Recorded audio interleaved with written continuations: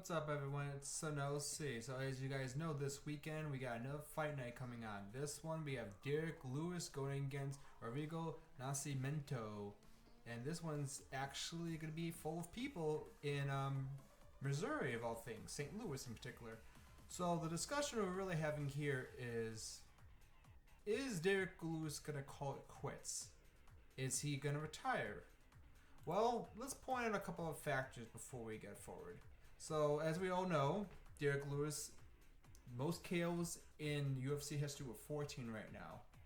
That's not too bad, all things considered.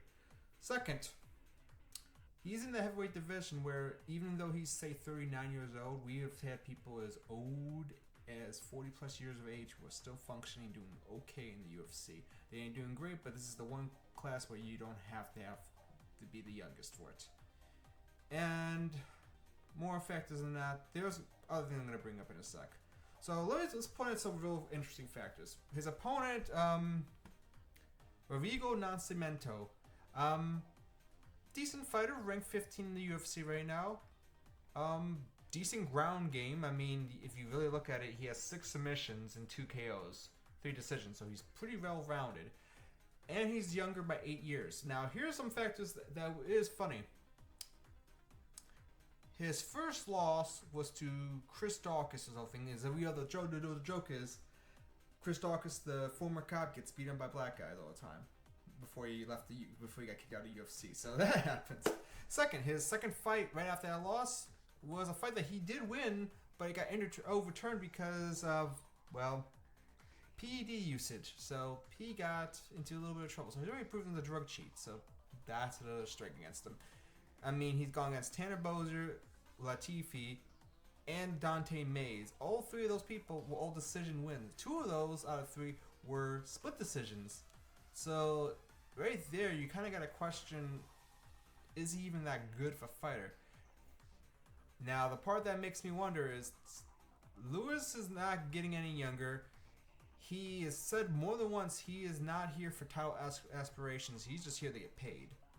Now, I do think the only reasons you're not going to see this man retire right away is because of his paychecks he's been getting up there. He actually has one of the highest payouts, I think, right now. He, as of the last fight he had, Jolton Almeida, he made what am I kidding? $720,000. His base bonus salary usually goes around $50K. If he's headlining something, that's even higher. It's like the pay-per-view he went against Cyril Gane was a $200K thing. So he makes close to $1 million. He's already worth $4-point-something million. He's gotten some good paychecks throughout the way. And like someone like Alistair Overeem, who milked it near the end where he was getting good paychecks, I'm going to tell you right now, I don't think Derrick Lewis retires unless he gets brutally knocked out in like seconds, like say against Sergey. But even then, I don't think he does. You're gonna see a situation where he's gonna go on his own, which means one or two things.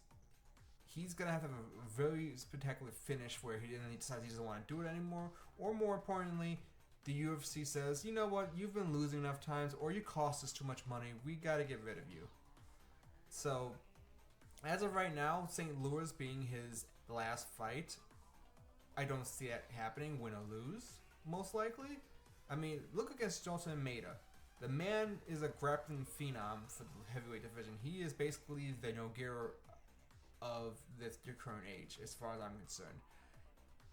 Even in 25 minutes, 21 minutes of control time, which is a record in the UFC, he still couldn't put him away. Size was definitely a factor, don't get me wrong, and Lewis has a very freakish talent of getting Brazilian Jiu-Jitsu people off of him, though folk-style wrestling seems to be where he kind of suffers from. I mean, we've seen it through people like DC who messed him up pretty badly on there. But I know it's not really the most glamorous of videos, but I figured I'd do one real quick, and we gotta figure, can Derrick Lewis actually make it back to the title? Now, if you ask me, not likely. That's the problem. But considering where the heavyweight division is right now, with the disarray with John Jones, it's all possible. I mean, if we really want to look at it real quick, here's the thing you gotta look. for heavyweights, he is ranked number 10, literally. No, I'm joking. He's 12. Tai Tuivasa, of all people, is ranked 10 still after his bad performances. Rosenstrike is at rank 11. He's proven he's still decent. Honestly, the people he needs to beat... Here's the problem. He's lost to most of these people. He's lost to Tai. He lost to Spivak. I believe he beat Almeida. He beat Tybura, I believe. Almeida, he obviously just lost to. Volkov, he was a lucky one. That literally came down to seconds. That was a tough one. Don't think he's ever fought Stipe. He's ranked 5 still. Curtis Blades, he's taken out. Sergey knocked his head off, and Gon has his number 2. And he hasn't fought Aspinall, so unless some injuries start stacking up, looking at this list, not likely unless he goes on the revenge tour and he starts getting some KOs going. I don't think Derrick Lewis is going anywhere. I think he's officially a gatekeeper, and I think he's content with that. I think what's going to end up happening is there's going to be one more Texas card where he's going to decide that's where he wants to retire, even though the bad luck is him in Texas seems to be losses all the time.